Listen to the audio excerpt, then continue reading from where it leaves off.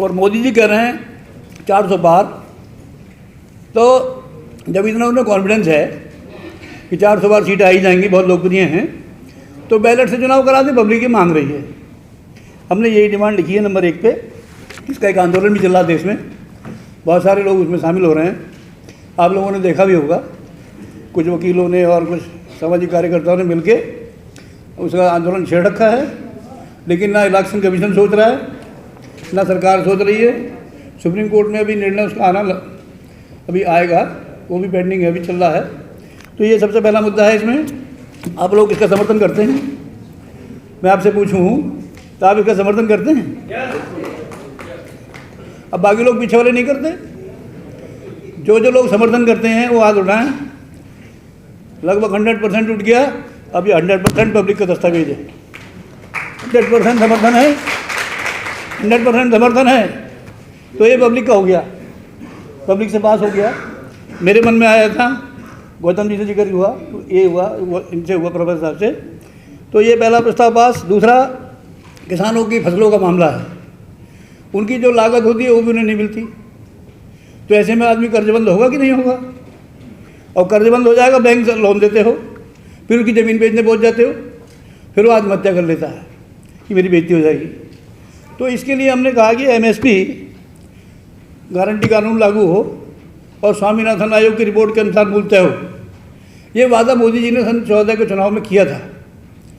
और सब ऐसे कोई मीटिंग उन्होंने नहीं की जिसमें उन्होंने जोर जोर से नहीं बोला कि हम जो स्वामीनाथन आयोग की रिपोर्ट लागू करेंगे, 50% प्रॉफिट देके कीमत तय करेंगे और इसे लागू करेंगे। लेकिन थोड़े दिन बाद ये जो फिक्की वाले संगठन हैं, इन्होंने केस डाल दिया सुप्रीम कोर्ट में और मोदी सरकार ने ये एफिडेविट दिया कि ये लागू नहीं हो सकता, एमएसपी कानून लागू नहीं हो सकता, स्वामीनाथन आयोग की रिपोर्ट लागू नहीं हो सकती। लेकिन इसके लिए किसानों ने यह मोर्चा खोल के 13 महीने बॉर्डर पे आंदोलन किया। 750 किसान मर गए। तो 750 किसानों की जो मौत हुई, शहादत हुई, वो देश का सवाल है। इसलिए ये जनता का मुद्दा है। ये मुद्दा नंबर 2 है। आप इसका समर्थन करते हैं? करते हैं। तीसरा मुद्दा इसमें गन्ने के भुगतान का है। गन्ने का भुगतान नहीं करते, उसका रेट भी नहीं लिखते। 2 साल से यही हो रहा है। उसके बाद में गन्ना का मांगने जाते तो किसानों को मारते हैं, डंडा लेके पुलिस आ जाती है जैसे इनको भुगतान करना हो। और कोई भी चीज़ दुनिया में और भारत में भी जाते हैं, चीज़ लेंगे, पैसा देंगे। आप जाते हो सड़क पे, टोल टैक्स पहले जमा करना पड़ता है, एडवांस। रेल का टिकट लेते हैं, एडवांस देना पड़ता है। हवाई जहाज़ का टिकट लेते हैं, एडवांस देना पड़ता है। डॉक्टर पे अपने बच्चे को दिखाना चाहें, खुद को दिखाना चाहें, माँ बाप को दिखाना चाहें, पहले पर्चा कट जाता है। वकील से कंसल्टेंसी का भी पैसा लगता है। दवाई से सामान लेते लगता है कि नहीं? तो फिर किसान ने क्या गुनाह किया? क्या वो देश का नागरिक नहीं है? तो ये सवाल अकेले किसानों का नहीं है, ये हम सबका भी है। इसलिए मैं समझता हूँ ये जनता का मुद्दा है। आप में से कौन कौन चाहते हैं कि भाई किसानों को गन्ना तुलते ही पेमेंट मिल जाना चाहिए? सब। ये मुद्दा भी जनता का मुद्दा है। चौथा मुद्दा ऐसा है जिसने मुझे इसे लिखने के लिए बाध्य किया, वो है पेंशन। अब जो आदमी पूरी ज़िंदगी नौकरी करेगा, बॉर्डर में ड्यूटी करेगा, कहीं लद्दाख में करेगा, कहीं राजस्थान बीकानेर में करेगा, आप उसको नौकरी रिटायर होने के बाद उसको पेंशन नहीं देंगे। लोग तो अपने पशुओं को भी रखते हैं घर पे, आप उससे पशुओं से बदतर मानते हैं आदमी को। तो इसमें मैं इनका समर्थन पहले से करता रहा हूँ। इस आंदोलन में मैंने भाग भी लिया और हमने 1 अक्टूबर को रैली की, तभी मैंने बहुत मेहनत की थी। और ये रामलीला मैदान जब से है, तब से लेके आज तक इतनी भीड़ वहाँ कभी नहीं आई।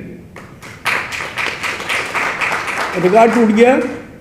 BBC लंदन से खबर आई, यहाँ के यूट्यूबर्स ने लोकतंत्र की लाज रखी।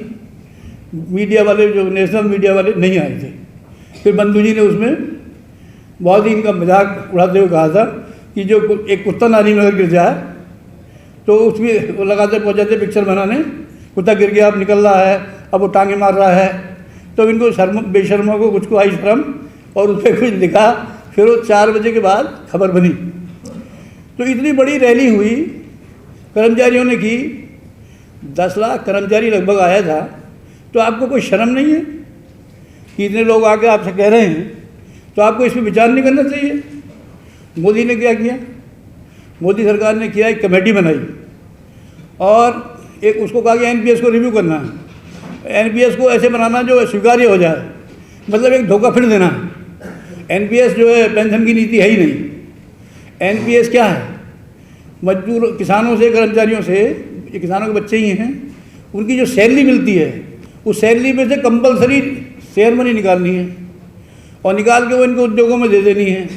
और वो डूब जाए शेयर मनी तो कोई बात ही नहीं, वो डूब जाता था शेयर, सरकार की कोई जिम्मेदारी उसकी नहीं है। तो ऐसी जो नीति है उसमें बूढ़ा आदमी क्या लड़ेगा उससे?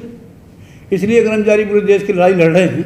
बंधु जी उसके नेता हैं और मैं इसमें भूमिका अदा करता हूँ, इसलिए मैंने इस मुद्दे को रखा है। और डिमांड हमारी ये है कि देश में एक ही पॉलिसी होनी चाहिए पेंशन की, और वो पुरानी पेंशन ठीक है, पेंशन रूल 1972 उसको दोबारा शुरू किया जाए, ये हमारी डिमांड है। और वो सबको हो, मतलब ऐसा कुछ नहीं कि इनको मिलेगी इनको नहीं मिलेगी। अभी हमारे देश में क्या हो रहा है कि सुप्रीम कोर्ट के जज ले रहे हैं, हाई कोर्ट के जज ले रहे हैं और लोअर जुडिशरी के जजों को नहीं मिल रहा। सेना को मिल रहा, अर्धसैनिक बलों को नहीं मिल रहा, सिपाहियों को, इनको पुलिस वालों को भी नहीं मिलता, मिलता तो IAS वालों को भी नहीं अब तो। लेकिन हम ये कह रहे हैं कि आप तो कह रहे थे हिंदुस्तान में संविधान में सब नागरिक बराबर है। कहाँ है बराबरी? क्यों नहीं बना एक कानून? ये हमारी लड़ाई है। कौन कौन समर्थन करते हैं सबको एक सी पेंशन मिलनी चाहिए? फिर कहता हूँ जनता का मुद्दा है और जनता को होना पड़ रही है। सभी मुद्दों का सब समर्थन कर रहे हैं और मैंने हज़ारों लोगों से पहले भी बात कर रखी है, इस पर मुद्दे डिस्कस करके बनाए मैं नहीं, सारे मुद्दे ऐसे ही हैं। अगला जो मुद्दा है वो है नौकरियों में खाली पड़े पदों का। 25 लाख पद खाली पड़े हुए हैं, नए क्रिएट नहीं करने। बहुत सारे इसमें ख़त्म भी कर दिए कि भरे नहीं गए। वो खाली पद नहीं भर रही सरकार, और कारण क्या बता रहे हैं? कारण बता रहे हैं फंड की कमी है। अच्छा, नौकरियों के पद भरने को फंड की कमी है। नया लोकसभा बनाया, कितना विरोध हुआ, फिर भी बनाया। 8,000 करोड़ का कितने का ले आए? वो विमान ले आए। दूसरी बात, मोदी जी की पॉलिसी है, अब पहले लोगों को पता है गुजरात मॉडल लाएंगे, गुजरात मॉडल में 24 घंटे बिजली आएगी। ये नहीं बताया कि गुजरात मॉडल में एक चीज़ और भी है। उसमें ये है कि पहले जो भी नौकरी लगेगी पहले कॉन्ट्रैक्ट पर होगी, 4-5 साल कॉन्ट्रैक्ट पर रहेगा, समझागिरी करेगा तो ठीक है, नहीं तो निकालेंगे। तो ये कॉन्ट्रैक्ट में जाएगा। जो ऐसा पिताजी ढूंढ सकता है जो ये कहे कि मैं अपने बच्चों को पढ़ाऊँगा, पूरा खर्चा करूँगा और बाद में ठेके पर नौकरी पर लगाऊँगा? कोई है? आप लगाएंगे? कोई नहीं लगाएगा। तो ये 25 लाख पद स्थायी नियुक्तियाँ इसकी होनी चाहिए, ये हमारी डिमांड है और ये पूरे देश के युवाओं की डिमांड है। इसलिए भी ये इसका हिस्सा बनी है और ये साबित करती है कि घोषणा पत्र जनता का है। अभी हमें 6वां पॉइंट वगैरह जाएंगे। शिक्षा व्यवस्था की बात है, इसमें सबको शिक्षा जो है मिलनी चाहिए और टीचर्स की जो पोस्टिंग है वो घर के पास मिले। तो तमाम BSc ने बाज़ार खोल रखा कि मास्टर की पोस्टिंग पहले 60 किलोमीटर पर कर देंगे, फिर 60,000 रुपये ले लेंगे, पास में कर देंगे। ये चल रहा है। तो ये मुद्दा है। ऐसे ही मुद्दे आगे अग्निपथ योजना का मुद्दा है, तो आप अपने पढ़ लेंगे सारे मुद्दे। और मैं समझता हूँ कि इसमें ऐसे मुद्दे और जुड़ सकते हैं जो आपको लगते हों कि भाई जनता के लिए बहुत ज़रूरी मुद्दे हैं और वो जनता की एकता को मजबूत करते हैं। ऐसे मुद्दे अगर इसमें कोई गलती से लिख गया हो जो उनकी एकता को तोड़ता है, उसको हटाया जा सकता है। लेकिन मेरी अपील आपसे ये है सभी लोगों से कि आज के बाद, हम इसे जारी करने के बाद देश में कैंपेन चलाएंगे कि अपने मुद्दों पर वोट दो। हम दूसरों के मुद्दों पर वोट क्यों दें? अगर जो लोग हमारा बात मानेंगे तो हमारा सड़कों पर लड़ाई से ज़्यादा काम अभी हो जाएगा। यही कहते हुए कि आप इसको पढ़िएगा, लोगों को पढ़ाइएगा, बताइएगा, अगर हमसे कुछ गलती हुई हो उसे ठीक करवाइएगा। कि हमारा कोई पूर्वाग्रह नहीं है, हमारा बस एक ही आग्रह है कि जनता की बात जनता से होनी चाहिए और जनता को उसको करना चाहिए। पैसा भी हमारा है, देश भी हमारा है, हम भी देश के हैं और हमसे बात नहीं हो रही, ये गलत है। इसलिए हमने ये लिखा है और मैं समझता हूँ मैंने अपना फर्ज अदा किया है। आप क्या सोचते हैं? धन्यवाद करते हुए मैं ये बताना चाहता हूँ, जैसा डॉक्टर साहब ने भी कहा कि ये कोई घर में बैठ के लिखी हुई कहानी नहीं है। ये हिंदुस्तान के जनता के जो संघर्ष चलते रहे और जिसमें मैं किसी में प्रत्यक्ष किसी में अप्रत्यक्ष शामिल रहा और अच्छा रीडर रहा मैं, तो उसमें से जो मुझे महसूस हुआ वो मैंने इसमें लिखने की कोशिश की है। कुछ चीज़ें इसमें छूट भी गई हैं जो लिखी जानी चाहिए थी, और ऐसा इसमें कुछ नहीं है जो किसी का अपमान करता हो। सच लिखा गया है और पब्लिक की तरफ से लिखा गया है। मैं अपने समझिए बचपन में प्राइमरी क्लास से लेके और एमए तक जब तक पढ़ा, एक्टिव छात्र रहा, पढ़ने में भी अच्छा रहा। 12वीं में मैंने यूपी टॉप की और छात्र नेता में भी रहा और बढ़िया से हमने संघर्ष में भाग लिया था। फिर हम जो है नौकरी में चले गए, नौकरी में हम कर्मचारी नेता भी रहे, कर्मचारियों की लड़ाई लड़ी। उसके बाद हम रिटायर हो गए 21 में। तो हम किसान थे, किसान जीवन में लौट गए और रिटायर हो गए। उसी दौरान हमें पेंशन आंदोलन में भी भाग लिया। पेंशन आंदोलन में भाग लेते हुए हमारे सामने एक नैतिक सवाल भी खड़ा हुआ कि जब हम जो पैसा लेते हैं पेंशन से, मुझे 70,000 रुपये मिलते हैं, तो मुझे भी पब्लिक फंड से मिल रहा है। तो जो हमारे जूनियर हैं जिन्होंने कुछ दिन बाद ज्वाइन कर लिया और तो कोई अपराध किया नहीं, तो जिन्होंने 2004 से पहले ज्वाइन कर लिया वो पेंशन के हकदार हो गए, जिन्होंने बाद में कर लिया 5 से वो नहीं हकदार हो गए। तो ये सवाल हमारे सबके सामने है, मेरे सामने भी था कि भाई ये सबको मिलनी चाहिए पेंशन। उसी दौरान इनका आंदोलन थोड़ा तेज़ी पकड़ा और जामिया मिलिया में एक प्रोग्राम में मैं शामिल हुआ। बंधु जी ने हमें इसका संरक्षक बनाया, तो फिर हमने इसकी संरक्षक होने का जिम्मेदारी का एहसास किया और उसे निभाया। पीछे जून के महीना में इन्होंने एक यात्रा आयोजित की जो बिहार से शुरू हुई चंपारण से और यूपी के कुछ जिलों में होती हुई उत्तराखंड गई, उत्तराखंड से भी इधर घूमती यूपी में मध्य प्रदेश गई और महाराष्ट्र तक गई, फिर दिल्ली में राजघाट पे उसका समापन हुआ। बहुत गर्मी थी, बेहिसाब गर्मी, और मैं, बंधु जी, कमल उसरी जी और बहुत सारे एनपीएस के साथी भाई बहन हमारे उसमें लगे। वो जो ऑफिस में जो मैंने 34 साल पास किए थे, जो उसमें रंग थोड़ा वैसा हो गया था, सॉफ्ट टाइप का, वो सारा फिर से काला हो गया, अभी वैसा ही है। तो दर्द मेरे मन में है। तो हमने देखा कि जो सरकारें हैं, जो हमने जीवन भर जो संघर्ष करते रहे, उन मुद्दों पर चर्चा नहीं करती, जो हम सवाल उठाते रहे उनका जवाब नहीं देती, घोषणा पत्र जारी करते हैं फिर पब्लिक की समस्याएं नहीं रखती। तो फिर पब्लिक क्या है, बस वो जो बोलेंगे सुनता रहे और बाद में अपना बोर्ड लो, इधर उधर ठग ठगा कर चले जाएंगे और कुछ नहीं होगा। तो हमने मन में बनाया कि ये ऐसे चलेगा नहीं। 18वीं लोकसभा हम अब चुनाव होने वाला है, फिर वही किस्सा है।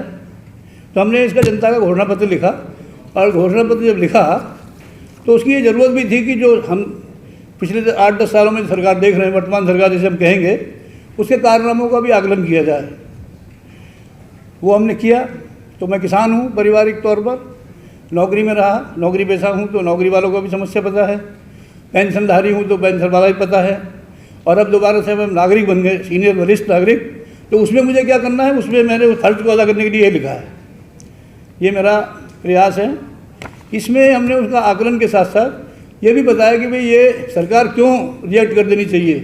सरकार रिजेक्ट के लायक है क्योंकि झूठ बोलती है, झूठे वादे करती हैं, लोगों पर बेइंतहा जुल्म करती है और उसका कोई सफाई देना नहीं चाहती।